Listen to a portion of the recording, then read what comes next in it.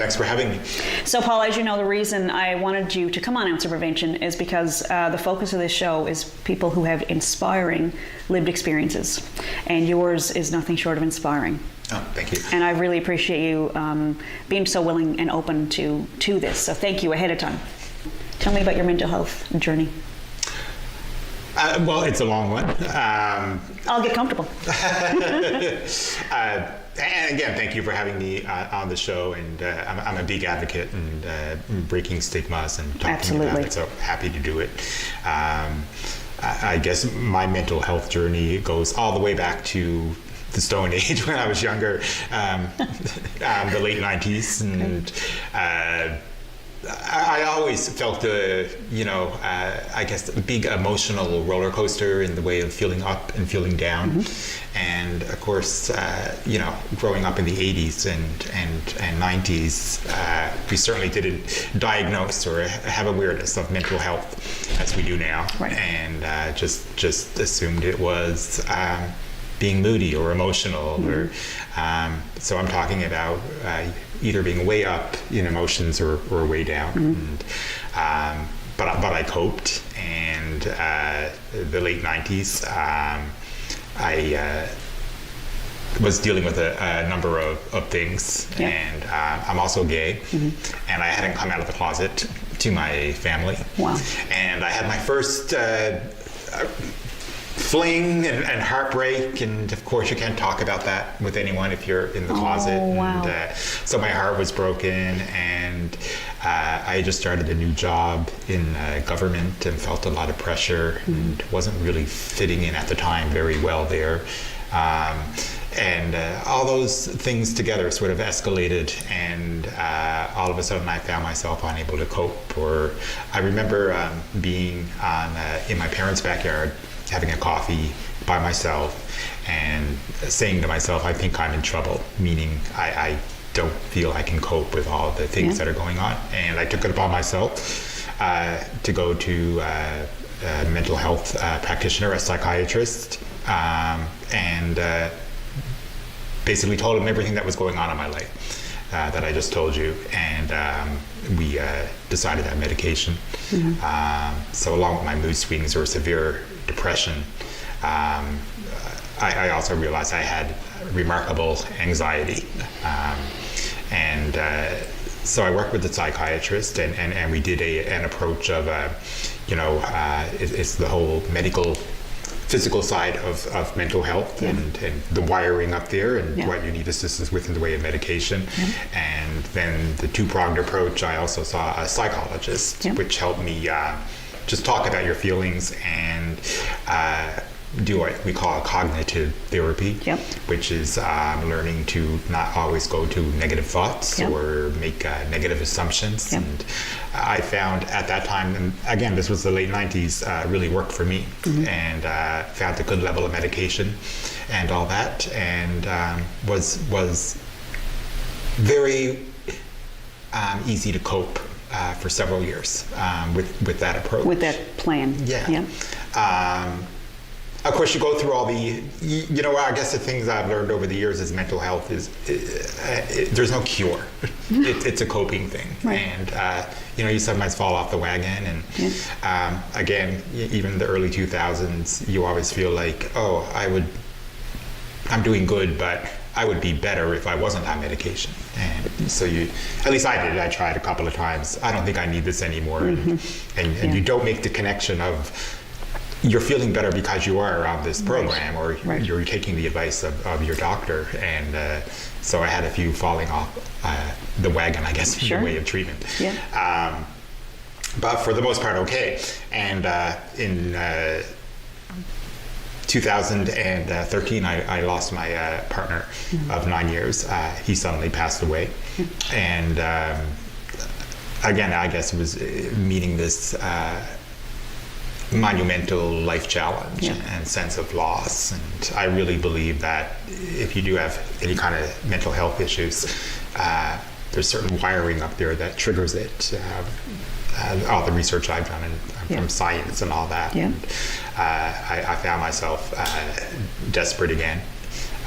almost, no, I would say almost suicidal thoughts, and went back into treatment.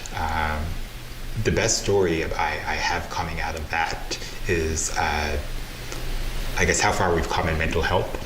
I went to the emergency room. I was living in Moncton, New Brunswick at the time, and I went to the emergency room with a mental health crisis. And at the time, the emergency room actually had a mental health nurse for triage and to receive you.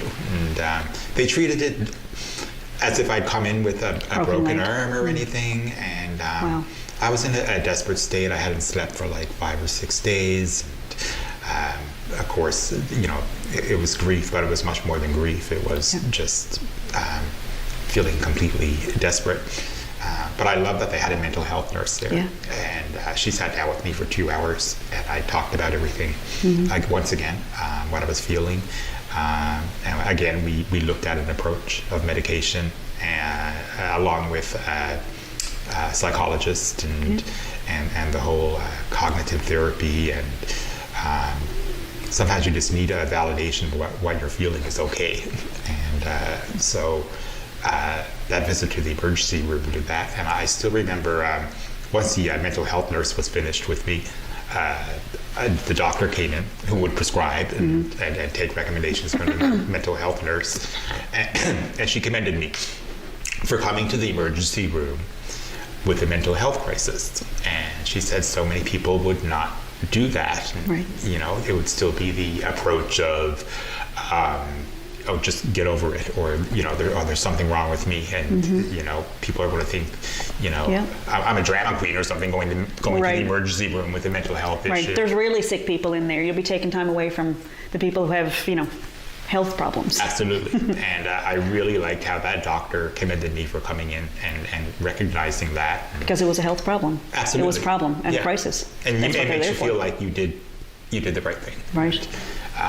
So that was in 2013, and again, it's been years of finding the right level of medication and the right types of therapy when needed, and then living with it. And like I said earlier, it isn't a cure. It's coping approach, I guess. And certainly being I'm involved in the theater world and out there a lot, and it's a lot of a struggle sometimes choosing that career, as well as always walking around with anxiety and depression and for me, mental health, when you do have issues, it's a lot of tiredness and all that. And you cope with that. It's a long-term way of life. Even though the medication and approaches to therapy help, it peaks and goes. It seems like any other part of your body, like your heart, for example. Your heart might have, if your diet's not great and you have a lot of arteries clogged and things like that, you fix it, but then your heart could also get tired, or it could get some sort of valve problems, or it's an ongoing thing. So there's no real, I'm set now, I did some therapy, I got some coping mechanisms, I should be good. Because as we know, life keeps happening, and there's no limit to how much stuff life will throw at you. You still get bad stuff no matter how hard you're trying and how much you're putting in place. So absolutely. So what jumped out about your visit to the hospital in Moncton, were you afraid that they were going to keep you? Take you in and say, okay, we're going to put you up on the 3rd floor, we're not going to let you out, we're going to keep you for this length? Like, were you worried about, or was it just so desperate that you didn't care what the fix was? It wasn't either of those. It was, I almost felt myself that I should be. That I felt like, so at the end of my rope, that maybe I did need to be admitted to some kind of support like that. Yeah. They didn't recommend that. Certainly, they put me in touch as well with a new family doctor, like across Canada, or it's so hard to even get a family doctor with our shortage of doctors or family practitioners. It's such a great country, and the doctors don't want to come here. Absolutely. It's weird, right? Yeah. So, it was what also helped going into that emergency setting was it helped me jump a queue or jump a line of finding a doctor that I could. And I had weekly visits with this doctor for a long time, based on the status of my mental health at the time, and it was a real great example of holistic care, if that makes sense, where we have like the medical professionals. I had a psychologist for more of the talking and finding the way yourself emotionally, and then always checking in to see how that's all working. And my doctor used to call it a cocktail of the different medications because I had sleeping problems, still do, for quite a while. And, I recommend that type of approach, and not thinking that you take a pill that's going to cure everything. No, but because the problems are still there. Absolutely. It'll keep your head above water for a little while, but you still need to. The work needs to be done. Absolutely. Yeah. But the most important thing was speaking up and having the insight to go to emergency, and, especially in today's climate, and there's so much.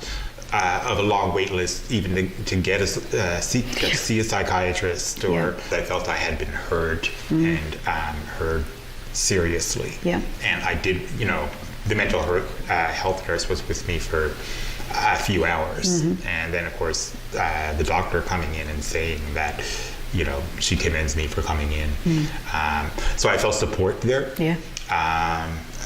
I also walked away with, like I said, I hadn't been sleeping for about 5 or 6 days. So I walked away with medication to help me sleep, which was my main driving thing as well. And I didn't know how to get out of that, as well as follow-up appointments. So for me, that was enough to know that I was heard, and I had follow-up appointments and follow-ups, formal support coming. Sounds like it recharged your batteries a little bit. I think it gave me something to grasp onto, which I didn't, because there was family around and friends and that, and they can only do so much in the way of comfort or give advice or absolutely, So and I've found too with friends and family and stuff, they want you to feel better in the moment. They just want it to stop hurting right this second. They're going to tell you what you need to hear for the moment, but the other approaches. Psychiatrists and psychologists will give you more coping mechanisms so you can survive for long term, not just in the moment. And that seems to be the professional. I mean, there's definitely a need for professional services and medicine, and those are great things. And recognizing that you need those things it takes a lot of courage, really, to admit, just to be open to it. And when you get to that desperate state, there's no other choice you could have made, obviously, and you wouldn't be here. So that's kind of that's a terrifying thing, but. Good on you that you saw value in yourself, because we need you here for sure. Which leads me to my, and we're very happy to have you, Paul. The work that you're doing here in St. John's, in the province, really in the country, is really inspiring. I want to say, I'm not saying despite these issues that you've had, alongside of these issues, you've also managed to build some things that are helping other people. So can you tell me about Power Productions? Well, Power Productions is a company that I started, I guess, informally a few years ago. So I live with a disability. Beyond the mental health, I have all of it covered. But besides the mental health issues, I live with a disability that requires the use of leg braces and crutches. When I was born, my legs just didn't develop correctly, so I need extra support physically. And I got involved in theater and the arts, and I've been involved for many years. And I noticed that at least in our community, I seem to be one of very few diverse actors and creators who live with or identify with having some kind of physical disability. And I always wondered why, or where are my peers? And a few years ago, I got invited to some major conferences and development opportunities nationally. And there is certain movements going on the national scale of what we call disabled, deaf, and mad arts theater. What does MAD stand for? Pardon me? What does MAD stand for? I'm not sure. I think they've just reclaimed the word for mental health. Okay. Yeah. So deaf, disabled, and MAD. Yeah. Okay. I'd say MAD is a pretty good way to describe some. Absolutely. Yeah. Most of us are pretty mad about what's going on. I thought that was a Newfoundland term, though, right? You're mad. Yeah, you're mad, like. Yeah. Well, we are. Let's claim it. Absolutely. Sorry. Okay. So you went to this conference, and they told you. Well, I met peers. Yep. I finally met peers who had physical disabilities who were Yep. involved in theater. Yeah. And came back to Newfoundland after these great experiences and wanted to create that kind of peer group that I found on a national scale here in Newfoundland. So I started Power Productions, which is devoted to fostering and developing theater arts opportunities for persons with disabilities. And our first main thing out of the gate was a play that I wrote called Crippled, which got a lot of attention, which thankfully also got a lot of attention for Power Productions. And with that, I started workshops and reaching out to the disabled community and beyond, looking to build this this group of artists who, for many reasons, have felt not included in the arts community. Just not heard. No, absolutely. It's not heard here. And not only are they not heard, but then you don't even get a chance to see how creative and brilliant so many people are, but there's barriers. There's major barriers, especially in St. John's. Physical barriers. Most of the theater companies have little money, so there's very little resources for accessible venues, even accessible venues to hold auditions. Right. For sign language interpreters, for audio describers, all the supports someone with some kind of disability would need to participate. Right. I'm trying to drive that forward, and I've learned also breaking new ground and trying to create a community that right now does not exist, meaning a disability arts community here in Newfoundland. Yeah. They're there. There's just not a community. They're yet. there, but it's also you have to drag them out. So, Paul, is part of your mandate for Power Productions to make theater and creative endeavors accessible to actors, or do you also make the performances and events accessible? Is that your goal? It's the goal for both sectors, artists, actors, or if they want to be technicians or whatever, as well as audience members. There's sectors that we just haven't tapped into. Absolutely. Which makes sense in not only just to be a more inclusive society, but from an economical standpoint. I mean, we're always looking for those audience members. Right. And there's sectors that, you can bring in, you can draw whole populations of people that don't get to experience any of these things. Absolutely. So we did Crippled. My play premiered at the LSPO Hall in 2018, and I believe it was the first time ever that a theater show offered audio description. Wow. For people who are blind. Right. And, the first time in Newfoundland, and I learned about that at these national conferences about disability I was talking about, and brought them in and to do the audio description, and we were applauded by the CNIB and other advocates, and I think it was the first time that there was that resource for people who are blind or have any kind of sight impairment. And so how does that work? Is there something that they wear? Is the audio fed just like directly you put on a headset when you enter the theater, and there's a narrator in the back who's telling you what's going on stage. So it has no impact on, you can't hear it, the other people in the audience can't hear that the narration. No, so it's headsets. It's right directly into the people who. And there's a real art form to this audio description, right? So it's providing the information that's needed. So you don't have a narrator going through the whole. You get to listen to the dialogue. They'll just tell you what's going on stage. Yeah, that's great. And we also brought in sign language. And so you have interpreters there for. We had ASL interpreters for 2 shows. I wanted everything for all the shows, but financially, it's a struggle. Yes, it is expensive to have interpreters for a show. Absolutely. So how do you find funding for things like? Because the goal would be to have every show accessible. How do you find funding for things like that? The Canada Council for the Arts has been really great in, I guess, mainstreaming their focus on disability, deaf, and mad arts. Yeah. And that includes when you apply for funding to do a show or a tour, they really look positively on a budget line included for those type of supports, which is great. Awesome. I haven't been turned down yet for financial support from Yep. Canada Council to do that. Yep. Right now we have also, we're calling on our provincial politicians and the Newfoundland and Labrador Arts Council Yep. To make a commitment to more funding for the arts Yeah. in general.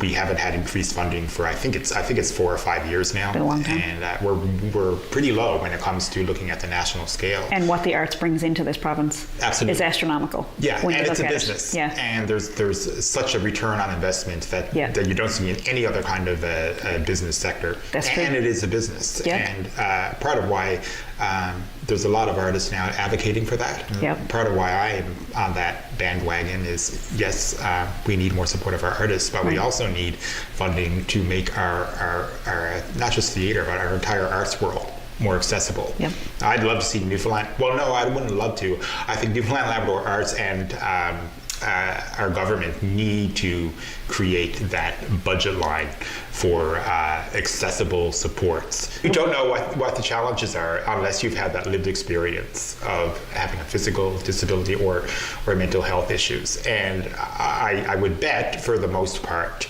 our funding decision makers, federally, provincially, municipalities, don't see the value totally in accessibility. And it means more than a ramp. And if you don't see that value, you're not going to support funding for that. Tell me about the benefits of having creative outlet as somebody who has been living with mental health issues for most of your life. Tell me about the benefits, besides from medication and aside from doctors and all those other things. Tell me about the outlet that is creative work. For me, I consider myself an artist, and it really is. If you are an artist, you always feel you have this. You need to express yourself somehow, and for me, it's writing, and to some degree, acting. Mm-hmm. It's a way to express yourself creatively mm-hmm. and productively. Right. I keep going back to my play Crippled, but mm-hmm. that really helped me as well with the grief process of losing my partner. Yeah. And it was about, Jonathan passed away in 2013, and I think it was 2 years before I actually wanted to write a play about it. Yeah. But leading up to that, I did, I wrote poetry, I edited, I did like videos and all this creation stuff, mm-hmm. not necessarily for anyone to see but myself, but it helped express what I was feeling at the time. I'm glad you're doing this work. Oh, it obviously needs to be done, and I'm glad that it's been helpful for you. Tell me about Crippled. Crippled is a story about a man who lost his partner. And is really questioning whether he wants to go on with life. It's also about the character lives with a physical disability. Mm-hmm. His partner gave him, confidence and a unique perspective on his sexuality, his attractiveness, his being wanted. So that's part of the grief process for this character. And it all reflects back on my own lived experience, yeah. And so it's autobiographical, but it delves into a lot of interesting issues, including the universal themes of grief. Mm-hmm. We've all lost someone or something and can relate to grief. It also puts living with a physical disability in the spotlight, mm-hmm. which is pretty culturally unique for anyone who has that lived experience. Yeah. And it gives insight on what it's like to grow up with a disability. Yeah. And most of all, the production model for Crippled is inclusive theater. So when we can afford it, and it is part of the production model to offer accessibility supports, including sign language and audio description. Yeah. So how do you keep your wits about you? How do you keep on track with the vision of Power Productions and not get really discouraged when you get turned down. The work's done, the play is written, it's been mounted, it's been received wonderful praise. You've got a company in the United States that wants to take you down there. How do you cope with that? In regards to mental health, it's knowing that you've been heard, knowing that you've been diagnosed, and being able to identify those traits within your actions or your thought process definitely helps. Sure, I get down, and some days it's, you know what, I'm going to chuck all this and I'm going to go work at McDonald's and be a lot easier. But I find I can recognize the thoughts I'm having. It doesn't mean that I completely come out of it, you know, when you're feeling down or whatever. In the moment, I recognize it's part of living with diagnosed mental health issues, which keeps it in perspective. And I think it's also age. I think as we get older, things that would really upset us don't anymore, because we've had experience and letdowns before, and you sort of have to. You learn at a certain age that, this is monumental today. This won't matter a thing in a year. Keeping that in perspective. But the big thing is being able to talk about your mental health issues and recognize that if you're feeling beyond down, there's something else going on there beyond just life. Yeah, and some things, it seems to me that if you are angry or down, some things you need to go through, and it seems like you might come out the other side even more determined. Absolutely. You're definitely a fighter, no question.